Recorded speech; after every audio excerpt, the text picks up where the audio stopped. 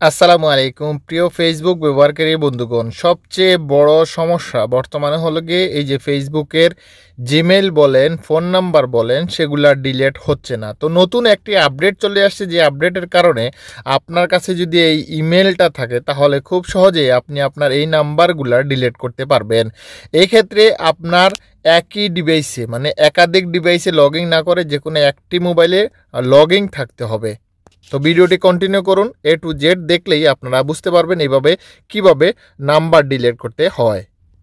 প্রথমে বলবো, আপনাদের ফেসবুকটি যদি আপডেট করা না থাকে তাহলে আপডেট করে নেবেন। আপডেট করার পরে আপনার প্রোফাইলে এসে আমি যে সেটিং অপশন রয়েছে সেটিং অপশনে ক্লিক করবেন।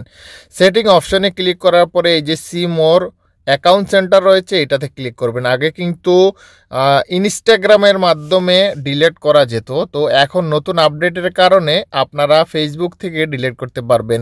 এখন যে ভিডিওটি দেখতেছেন আপনারা সবার হচ্ছে কি না অবশ্যই আমাদেরকে কমেন্টস করে জানাবেন, তাহলে আমরা কনফার্ম হব। কেননা আমি আমারটাই করতে পারতেছি, হয়তো অনেকের মোবাইলে এই বিষয়টি করতে পারতেছে না। এখন আমরা পার্সোনাল ডিটেলসে ক্লিক করব। পার্সোনাল ডিটেলসে ক্লিক করার পরে আমাদের যে কনফার্ম ইনফরমেশন রয়েছে, কনফার্ম ইনফরমেশনে আমরা ক্লিক করব। যখনই ক্লিক করব এখানে আমরা দেখতে পারবো আমাদের জিমেল এবং আমাদের মোবাইলে যে কয়টা মোবাইল অ্যাক্টিভ রয়েছে সেই কয়টা মোবাইল। তো এখানে দেখতে পাচ্ছেন আমি আমার দ্বিতীয় যে মোবাইল নাম্বারটা, এই মোবাইল নাম্বারটা ডিলিট করতে চাচ্ছি। ডিলিট করার জন্য এই যে অ্যারোতে ক্লিক করলাম। অ্যারোতে ক্লিক করার পরে এই যে নাম্বার ডিলিট অপশন রয়েছে, নাম্বার ডিলিটে ক্লিক করলাম। ডিলিটে ক্লিক করার পরে যে ডিলিটে ক্লিক করব, ডিলিটে ক্লিক করার পরে দেখুন আমার কি হয় নতুন আপডেটের কারণে। এই যে দেখতে পাচ্ছেন আমার যে ইমেলটা দেওয়া, জিমেল বলেন ইমেল বলেন যেটাই দেওয়া রয়েছে সেটাতে একটা ভেরিফিকেশন কোড গিয়েছে। এই যে এখানে দেখতে পাচ্ছেন কাউন্টডাউন হচ্ছে, এই যে আমার একটা ইমেলে ভেরিফিকেশন কোড গিয়েছে, সেই কোডটি এখন আমাকে এখানে আনতে হবে। এখন আমার যে জিমেলটা দেওয়া রয়েছে সেই জিমেলে যেতে হবে।